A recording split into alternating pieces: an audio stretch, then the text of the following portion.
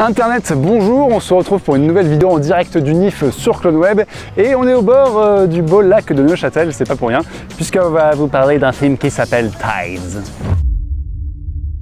We will not think about ourselves. We will not let our emotions guide us. We do this for the many.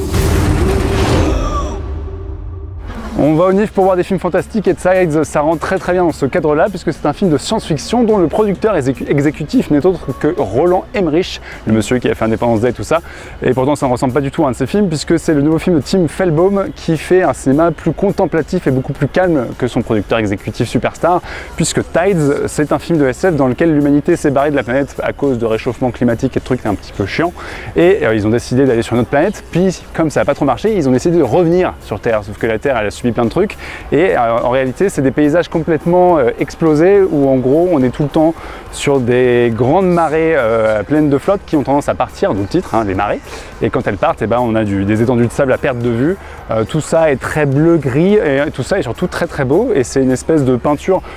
un petit peu contemplatif de la SF apocalyptique, enfin post-apocalyptique. On dirait un petit peu un Waterworld, vous savez le film avec Kevin Costner en mode Mad Max sur l'eau, mais sans tout le bordel qu'il y a à l'écran, parce que là en l'occurrence ce qui est très impressionnant dans Tides et notamment dans sa première demi-heure où on arrive sur cette fameuse planète de flotte et de sable, c'est qu'en réalité il y a très peu de décors, mais il y a une photo de fou furieux, et quand je dis une photo c'est aussi bien la lumière que le cadrage et le découpage, et on voit que c'est un film qui n'a pas beaucoup de moyens mais qui arrive vraiment à poser tout de suite une ambiance, une atmosphère et un univers avec lui. Et tout de suite c'est très spectaculaire, c'est assez immersif et on va essayer de comprendre très vite comment fonctionne cette nouvelle planète Terre qui a subi bien des conneries. Et parce que évidemment les personnages qui arrivent, en tout cas l'héroïne qui est jouée par Noah Armstead que vous avez vu récemment dans Army of the Dead, elle va enquêter, c'est une scientifique qui est là pour trouver ce qui s'est passé et pour essayer de trouver la clé de la natalité, parce que les humains ne peuvent plus procréer dans l'espace, et donc c'est pour ça qu'ils doivent revenir sur Terre. Je ne vais pas trop en dire parce qu'évidemment il y a pas mal de rebondissements et il y a pas mal de gens au casting un peu connus, notamment Ian Glenn que vous avez vu dans Game of Thrones,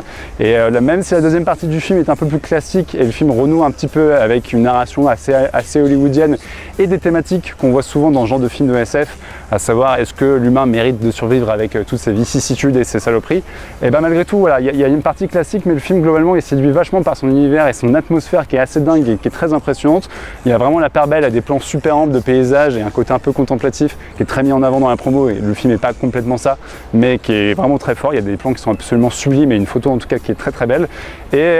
ça va probablement arriver très vite en DVD, en VOD, sur Amazon, sur Netflix, que sais-je, mais ça vaudra le coup parce que c'est une proposition de SF qui ne révolutionne rien mais qui a le mérite d'être fichtrement bien faite, et ça on aime beaucoup.